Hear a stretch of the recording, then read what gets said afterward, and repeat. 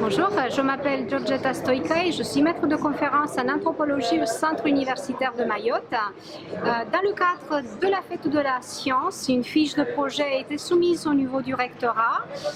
C'est pour parler du changement climatique, de l'importance du changement climatique dans le contexte de Mayotte et essayer d'expliquer le changement climatique aux futures générations. Pour faire cela, deux invitations spéciales ont été faites à des chercheurs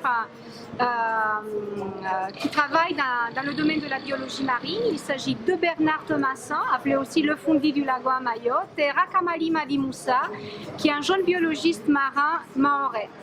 Alors, on a une rencontre intergénérationnelle pour parler de l'amour pour la science, mais aussi pour inciter les plus jeunes à faire des sciences. On a, pendant la fête de la science, des séances qui sont organisées dans le cadre du village des sciences, notamment la Mallette Maréco. Vous avez pu voir ce matin des jeunes qui ont joué avec le jeu de plateau, qui est un jeu de plateau collaboratif où les différents usagers de la mer, comment on utilise le récif, comment on peut le protéger, quel type de solution on peut faire pour protéger et pour transmettre ce lagon aux générations futures.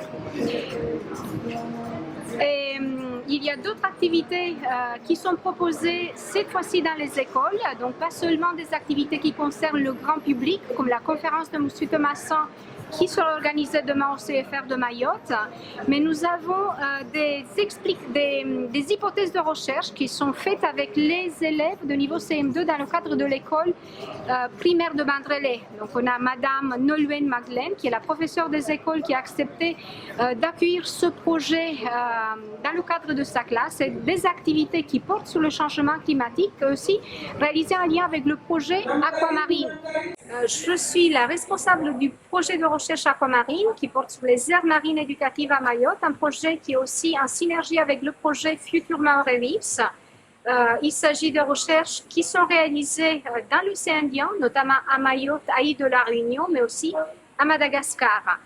Des recherches qui sont réalisées avec les élèves, en collaboration avec les élèves, avec les professeurs des élèves, avec un focus qui concerne la relation au environnement. Donc, quel est le rapport qu'on peut avoir à la mer à Mayotte? Quel type d'activité on fait un rapport avec la mer? Et ça signifie quoi, surtout si on est à Mayotte, la mer au niveau local? Est-ce qu'on va à la mer? Pour quelles raisons? Est-ce qu'on a peur de la mer? Est-ce qu'on fait peur aux enfants pour ne pas aller à la mer? Donc, autant de questions qu'on se pose dans le cadre de ce projet. Je m'appelle Marta Gentilucci et je viens d'Italie et je suis à Mayotte pour un post-doctorat en anthropologie au Centre universitaire de Mayotte. Et aujourd'hui, je suis à la fête de la science pour rencontrer les gens, présenter aux gens, à la population de Mayotte, ce qu'on fait dans notre cadre de recherche. Et moi personnellement, j'ai fait un travail de terrain ici à Mayotte sur les rôles sociaux et culturels de la mer. Du coup,